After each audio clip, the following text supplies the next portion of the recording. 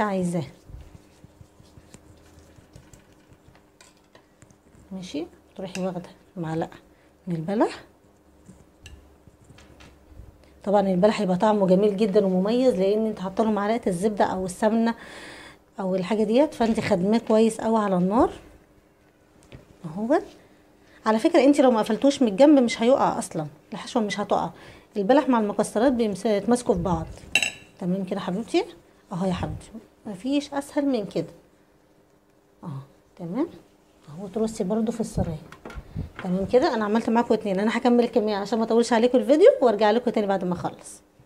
زي ما انتم شايفين اهوت الجلاش، انا بعد ما خلصته لفيته دخلته الفرن اتحمر معايا، وبعد كده سقيته بالشربات، وبعد كده زينته بالجرنشه بالكريز وبصوص الشوكولاته كده زي ما انتم شايفين وجوز الهند. يا رب بقى الطريقه دي تعجبكم، تجربوها ان شاء الله وتعجبكم باذن الله. وما تنسوش يا حبايبي سبسكرايب للقناه ولايك وكومنت حلو زيكم كده، ودعمكم دايما هو اللي هيخلينا نستمر باذن الله، وتشجيعكم ليا، ويا رب ان شاء الله تجربوها تطلع حاجه حلوه من ايديكم. ماشي حبايبي اهو زي ما انتم شايفين، حاجه يعني بصراحه خرافه وحشوه جميله وجديده ومميزه، ان شاء الله باذن الله تعجبكم. واقول لكم مع السلامه وصلكم الله ورحمه الله وبركاته. اللهم صل وسلم وبارك على سيدنا محمد وعلى اله وصحبه وسلم. ازيكم يا حبايب قلبي، يا رب تكونوا بخير وبالف هنا وسعاده ان شاء الله.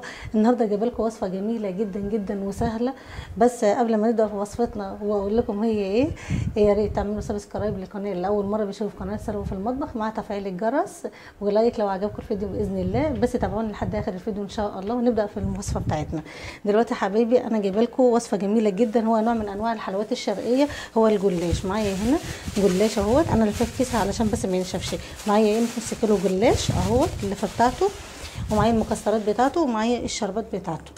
معايا شربات كوبايه سكر على كوبايه ميه، ممكن تضاعفي الكميه الشربات لو انت عندك كميه جلاش كبيره. تمام كده.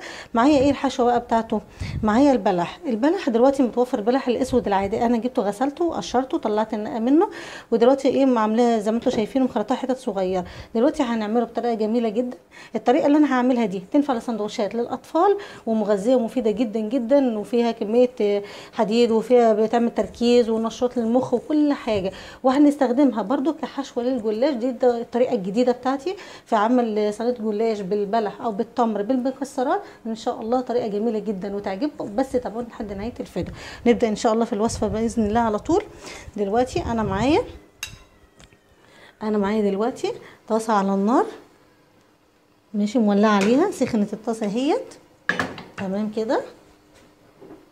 اجيب معلقه زبده او سمنه بلدي، او لو ما عندكيش الاتنين سمنه عاديه خالص مفيش اي مشكله. بنزل كده بمعلقه زبده. تمام.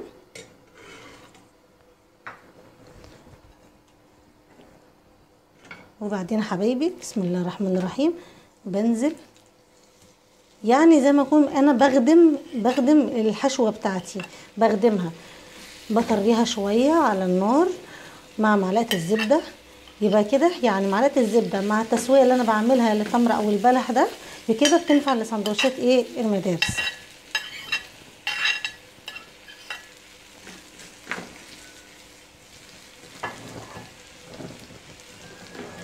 بصوا حبايبي دلوقتي الوصفه دي جميله جدا، تنفع لسندوتشات المدارس كده، لكن انا هستخدمها ان شاء الله في حشوه الجلاش بطريقه جميله جدا جدا، ان شاء الله هتعجبكم باذن الله.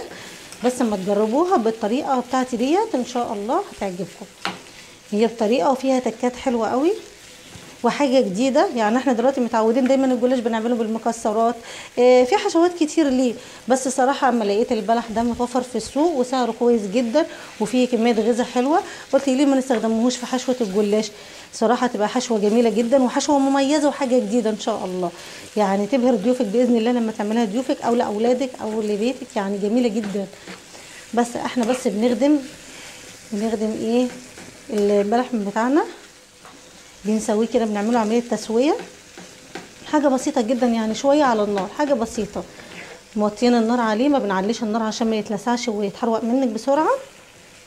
بس بصراحه هي جميله جدا، حشوه هتعجبك ان شاء الله، حاجه جديده زي ما انا قلت لك، هي زي ما انت شايفه كده.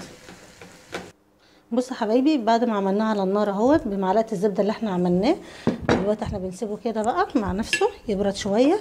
معايا هنا سمنه بدهن الصينيه بتاعتي اللي انا هدخل فيها ايه، اللي انا هرص فيها الجلاش وادخلها الفرن. تمام كده، حاجه بسيطه كده. تمام. وهنركنها برضو على جنب، هنركنها على جنب. ماشي تمام. نيجي نشوف بقى الجلاش بتاعنا هنعمل ايه فيه. بسم الله الرحمن الرحيم. طبعا الترابيزه او الرخامه اللي انت بتشتغل عليها نضيفه جدا، ما فيهاش اي حاجه. الجلاش وهو ملفوف كده حبيبتي، بصي زي ما هو ملفوف كده اهو. ماشي. بنروح احنا عاملين ايه، نروح احنا قاطعينه كده. بسم الله الرحمن الرحيم. نقطعه نصين كده. تمام كده.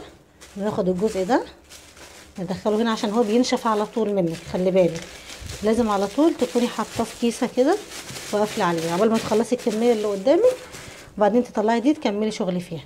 تمام كده. بسم الله الرحمن الرحيم. تمام. يعني خطوه بخطوه مع بعض اهوت. هو ما فيهوش اي مشكله وسهل جدا ونوع حلو جدا من انواع الحلويات بصراحه. يعني انا عن نفسي من عشاقه اصلا اهو. زي ما انت شايفاه. ثواني نقطعه كمان قطعه. بسم الله الرحمن الرحيم. تمام. كل ده يا حبيبتي تاخدي بقى ايه ورقه كده. بسم الله الرحمن الرحيم. وبتدهنيها بالسمنه حاجه خفيفه كده. تمام. انا هعمل ورقتين فوق بعض، هعمل ورقتين عشان تبقى لها يعني ملكه كده وتبقى محمله شويه الورقه. تمام كده اهو. مسحه خفيفه كده بالسمنه. تمام. وبعدين بنروح واخدين قطعه البلح اللي احنا عاملينها. بس يا حبايبي، وبنستخدم المكسرات اللي معايا ده سوداني مجروش، طحناه شويه كده يعني سايبه فيه تكه كده، مش عايزه افرمه قوي. ومع جوز الهند مش حاطه سكر لان البلح فيه كميه سكريات كفايه عشان ما يجزعش النفس وكده. فاحنا بناخد كده حاجه بسيطه وبنعمل كده. تمام اهو. ماشي يا حبايبي. وبنعمل ايه، بسم الله الرحمن الرحيم، عاملين كده ونروح عاملين كده. تمام. بسم الله. ونروح عاملين كده ونبدأ نلف. شفتوا بقى مفيش اسهل من كده. حاجة جميلة جدا جدا. وبتروح كده اهي عشان الورقة تقفل معاكي اهو، وتروحي رصة في الصينية. شفتوا مفيهاش اي صعوبة. هعمل كمان واحدة معاكم وبعد كده انا هكمل بقية الكمية وهوريكم بعد كده هنعمل ايه. تمام كده. على طول بقى ايدك بقى ايه هتلاقيها خدت عليها كده. ماشي. ورقة كمان. بسم الله الرحمن الرحيم. ايه. تمام كده. تقدري بقى تعملي الاشكال اللي انت عايزاها.